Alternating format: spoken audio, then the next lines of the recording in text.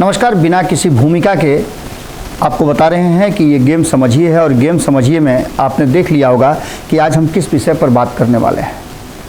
ये बात इसलिए ज़रूरी है कि जहाँ एक तरफ एनडीए का गठन हो रहा है, कई दलों को चिट्ठी भेज करके उन्हें ये बताया जा रहा है कि आप हमारे गठबंधन का हिस्सा हैं, तो वहीं कई दल हैं अभी इंतज़ार में हैं। हमने आपको लगातार बताया है कि 7-8 दल हैं जिनको लेकर के भारतीय जनता पार्टी लगातार ये कह रही थी कि वो हमारे साथ हैं, और वो भी भारतीय जनता पार्टी के आइडियोलॉजी को लेकर के, बिहार को बेहतर बिहार बनाने को लेकर के उनका सपोर्ट कर रहे थे। लेकिन अचानक से जब चिट्ठी जारी होना शुरू हो गया तो भीतर ही भीतर असमंजस की स्थिति पैदा हो गई है। लेकिन इस असमंजस के साथ जहां एक तरफ एनडीए में अपने आप को मानने वाले दल असमंजस में हैं, तो वहीं तेजस्वी यादव के लिए भी कहीं ना कहीं नीतीश कुमार की दोस्ती घातक होती जा रही है। पिछले 30-32 सालों से इन दोनों की, लालू प्रसाद की और नीतीश कुमार की, बिहार में सत्ता रही है। इस सत्ता को लेकर के अब भारतीय जनता पार्टी को ऐसा लगता है कि वो साझेदारी की सरकार नहीं चलाएगी, बल्कि वो अपने दम पर बिहार में अपनी सरकार स्थापित करेगी। इसके लिए जो जोड़ घटाव है वो कर रही है। निशाने पर हम आपको कल भी बता रहे थे, हम पिछले कई दिनों से आपको बता रहे हैं कि निशाने पर नीतीश नहीं है, निशाने पर है तेजस्वी यादव। और नीतीश कुमार के माध्यम से तेजस्वी यादव को कितना कमज़ोर किया जा सकता है, ये रणनीति भारतीय जनता पार्टी ने बना लिया है। इसको लेकर के कई ऐसी बातें हैं जो आपने देखा होगा कि कल ही प्रेस कॉन्फ्रेंस करके मनोज झा ने बहुत सारी बातें बताई। उन्होंने स्पष्ट किया कि ये सब कुछ जो हो रहा है वो भारतीय जनता पार्टी 2024 के चुनाव में एक बार फिर से पासा पलटने के लिए कर रही है, लेकिन ऐसा संभव नहीं है। उनका दावा है कि नीतीश कुमार के देखरेख में जो ये गठबंधन बन रहा है भाजपा विरोधी दलों का, वो काफ़ी कारगर होगा और भारतीय जनता पार्टी को सत्ता पर जाने से रोक लिया जाएगा। लेकिन अभी बहुत सारे ऐसे दल हैं जिनको इस बात का भरोसा नहीं है। हमारे यहाँ भोजपुरी में बड़ा बढ़िया कहावत कहते हैं कि हाथी से हाथरस करने वाली बात, और दूसरा हिंदी में भी कहा जाता है कि बिल्ली के गला में घंटी कौन बांधे। इन सारी बातों को लेकर के अब जो वर्तमान परिस्थितियां बनी है उसमें ऐसा लग रहा है कि कहीं ना कहीं एनडीए बनते बनते कुछ उसमें लेकिन किंतु नज़र आने लगा है। कहीं ऐसा तो नहीं कि नीतीश कुमार को लेकर के अभी भी भारतीय जनता पार्टी सॉफ्ट है। लेकिन बिहार कैडर के लोग जिस तरह से व्यवहार कर रहे हैं और जिस तरह से हमलावर हैं, हालांकि नीतीश कुमार पर हमले कम हो रहे हैं, तेजस्वी यादव पर ज़्यादा हो रहे हैं, इसका सीधा मतलब है कि टारगेट नीतीश कुमार नहीं तेजस्वी यादव हैं। और तेजस्वी यादव जब टारगेट हैं तो इससे कोई बहुत बड़ी बात नहीं होती है कि नीतीश कुमार की वापसी हो जाए। लेकिन हम ये बात नहीं मानने के लिए तैयार हैं, क्योंकि जो बिहार कैडर का भारतीय जनता पार्टी है वो पूरी तरह से, चाहे वो सांसद हो, विधायक हो, एमएलसी हो, उन सभी ने ये ठान लिया है कि अब नीतीश कुमार को भारतीय जनता पार्टी के साथ कोई रिश्ता नहीं रखना है। अगर उनसे रिश्तेदारी होगी भी तो वही दूर वाली रिश्तेदारी, दूर से ही हाय हेलो किया जाएगा। अगर नीतीश कुमार चाहते हैं तो दूर से ही सपोर्ट कर सकते हैं। जो वर्तमान परिस्थिति बनी है उस परिस्थिति में एक बात तो साफ नज़र आ रही है कि अब ये लड़ाई किसी दूसरे एंगल पे शुरू हो चुकी है। एंगल क्या है वो आपको हम बता रहे हैं कि नीतीश ने कहीं ना कहीं जिस तरह से भारतीय जनता पार्टी हमला कर रही है, अपने हाथ खड़े कर दिए हैं। हम ये बात इसलिए बता रहे हैं कि जो कुछ भी हुआ उसमें नीतीश कुमार का बयान आपने सुना। पिछले 3-4 दिनों से नीतीश कुमार बिल्कुल चुप्पी साधे हुए हैं, और ये चुप्पी तब से है जब चार्जशीट दाखिल हुआ था तेजस्वी यादव और अन्य उनके सदस्यों पर। हालांकि वो अन्य लोगों से कोई मतलब इनको नहीं है, लेकिन नीतीश कुमार के मंत्रिमंडल में कोई ऐसा व्यक्ति हो जो चार्ज सीटेड हो, ये नीतीश कुमार बर्दाश्त नहीं कर सकते हैं। अपनी सरकार को बचाए रखने के लिए, अपनी कुर्सी बचाए रखने के लिए, भले ही नीतीश कुमार ने आंखें मूंद ली हो, लेकिन आंख मूंदने से रात नहीं होता है। इन सारी बातों के साथ साथ एक बार फिर से नीतीश कुमार उस जगह पर देखना चाहते हैं कि भारतीय जनता पार्टी कितना ऑफेंसिव होकर के तेजस्वी यादव पर हमला करती है।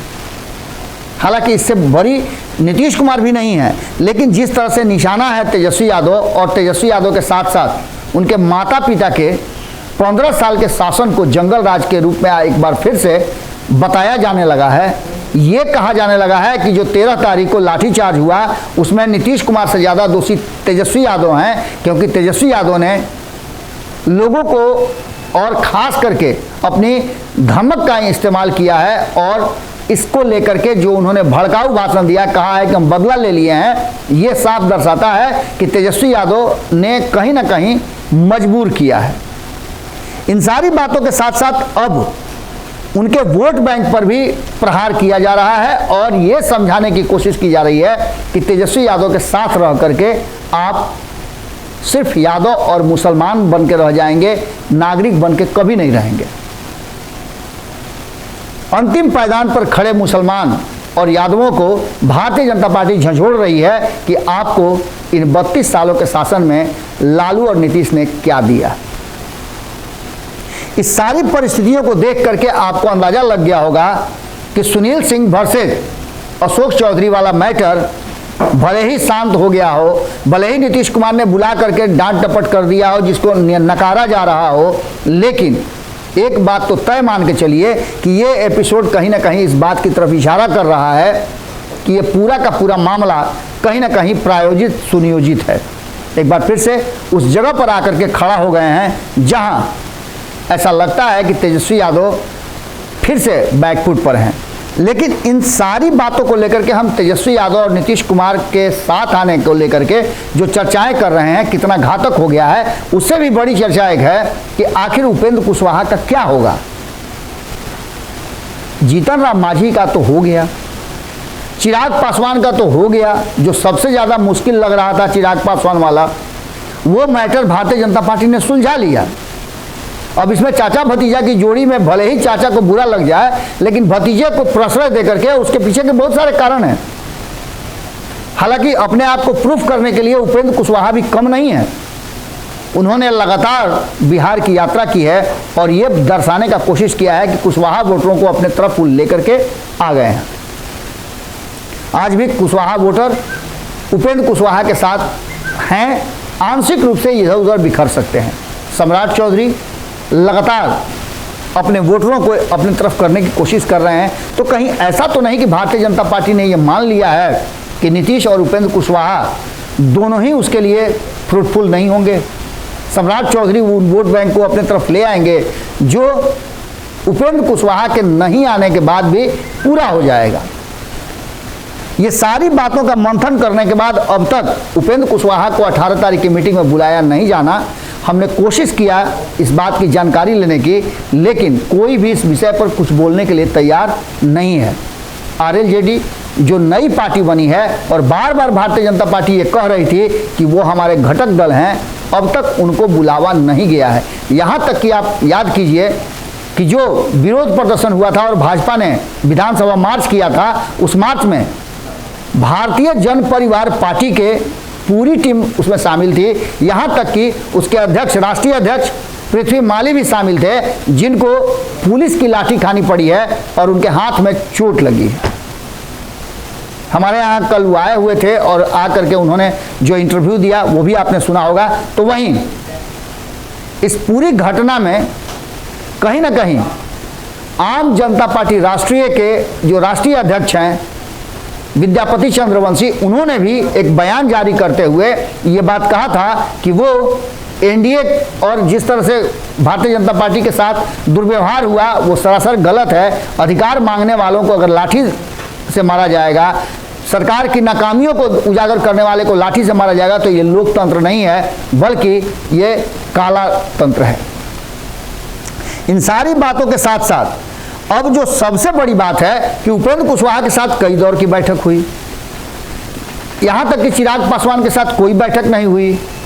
जो संपादक नमन मिश्रा जी ने कहा था कि एक जो डिमांड की चिट्ठी थी वो किसी माध्यम से पहुँच गया था अमित शाह और नरेंद्र मोदी के पास, जिस पर विचार मंथन के बाद समय समय पर उनकी सेवाएं ली गई भारतीय जनता पार्टी द्वारा। और अंततः जब 18 तारीख की मीटिंग और लोकसभा सत्र शुरू होने का समय आया, जब मंत्रिमंडल के विस्तार करने की बात चर्चा में आई, तो चिराग पासवान को बुलाया गया। इसका मतलब है कि चिराग पासवान नंबर 1 में अभी चल रहे हैं। तो वहीं उपेंद्र कुशवाहा के भी कई दौर की बैठक हो गई है।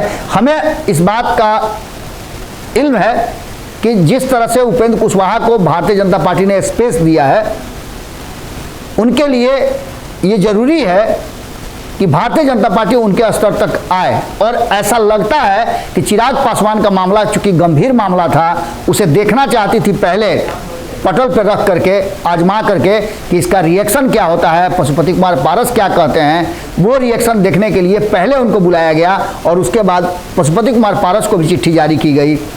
उसके बीच में आपने देखा कि जीतन राम मांझी को भी चिट्ठी जारी की गई। और अब नंबर है उपेंद्र कुशवाहा का। उपेंद्र कुशवाहा लगातार बिहार के अलग अलग हिस्सों में दौरा कर रहे हैं, कार्यकर्ताओं के साथ बात कर रहे हैं, मीटिंग्स कर रहे हैं। अब ऐसी स्थिति में ये देखना दिलचस्प होगा कि 2024 और 25 की तैयारी में पूरी तरह से अपने आप को झोंक चुकी भारतीय जनता पार्टी उपेंद्र कुशवाहा के साथ क्या करती है।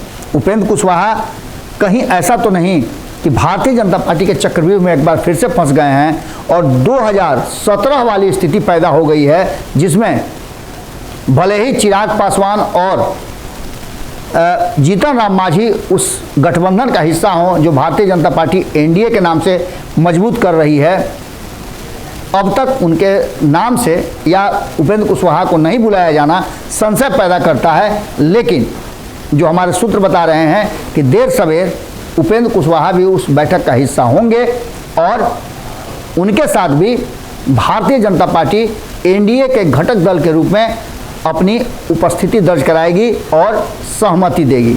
हालांकि एक बात और कही जा रही है कि इसमें उपेंद्र कुशवाहा और आरसीपी सिंह निशाने पर हैं नीतीश कुमार के, लेकिन इससे कोई लेना देना नहीं है, क्योंकि भारतीय जनता पार्टी ने तय कर लिया है कि उसका एनडीए बिहार में नीतीश कुमार के एनडीए से बड़ा होगा। और ऐसी स्थिति में इन सभी लोगों को उस मीटिंग में शामिल करना, चूँकि उपेंद्र कुशवाहा का कोई भी सांसद नहीं है केंद्र में, इसलिए उपेंद्र कुशवाहा को इससे दूर रखा गया है। ये भी बातें कही जा सकती हैं। जिन लोगों को अब तक चिट्ठी जारी की गई है उसमें जीतन राम मांझी के साथ भी ऐसा है कि उनके कोई सांसद नहीं है। लेकिन अब इस मामले से, इस रास्ते से अगर भारतीय जनता पार्टी कन्नी काट रही है तो निश्चित रूप से कुछ ना कुछ बात तो जरूर है। लेकिन जहां तक हमारा मानना है, हमारे सूत्र बता रहे हैं, उसके अनुसार उपेंद्र कुशवाहा भी इस बैठक का हिस्सा होंगे, जिसे एनडीए की बैठक कही जा रही है। जब जीतन राम मांझी को शामिल किया गया है तो निश्चित रूप से उपेंद्र कुशवाहा भी शामिल होंगे और इसके साथ साथ मुकेश सहनी पर भी कहा जा रहा है कि उनको भी देर सवेर शामिल कर लिया जाएगा। अब देखना दिलचस्प होगा कि जो चीज़ें चर्चाएं चल रही हैं कि क्या भारतीय जनता पार्टी के चक्रव्यूह में फंस गए हैं उपेंद्र कुशवाहा, जिस पर भरोसा नहीं होता है, तो वहीं तेजस्वी यादव वाले मामले में तो साफ लग रहा है कि नीतीश कुमार के साथ जाना तेजस्वी यादव के लिए, उनकी पार्टी के लिए घातक साबित हो गया है। लालू प्रसाद जैसे नेता अगर मुंह बंद करके बैठे हुए हैं तो इसके कुछ मायने जरूर होंगे। हम जल्दी ही आपको ये भी बताने की कोशिश करेंगे, हमारी टीम लगी हुई है कि आखिर लालू प्रसाद को चुप कराया गया है या परिस्थितियां ऐसी बन गई हैं कि लालू प्रसाद के चुप रहने में भी भलाई है। जुड़े रहिएगा भारत लाइव के साथ, खबरें लगातार जारी हैं। गेम समझिए आपको कैसा लगा जरूर बताइएगा। बहुत बहुत धन्यवाद। अगर ये वीडियो पसंद आई और वह बिहार के राजनीति और बिहारियत से सरोकार रखेनी तो सब्सक्राइब बटन दबा के चैनल के सब्सक्राइब कर ली। ओजे एगो घंटी बा, ओकरा बटन दबा देला से कुल सटीक और मारक खबर रुआ मुफ्त में मिल जाई। अगर रुआ पत्रकारिता के हमनी के नया प्रयोग में सहयोग कर चाहतानी तो ज्वाइन बटन दबा दी। पेटीएम नंबर नोट कर ली 9386816700। धन्यवाद।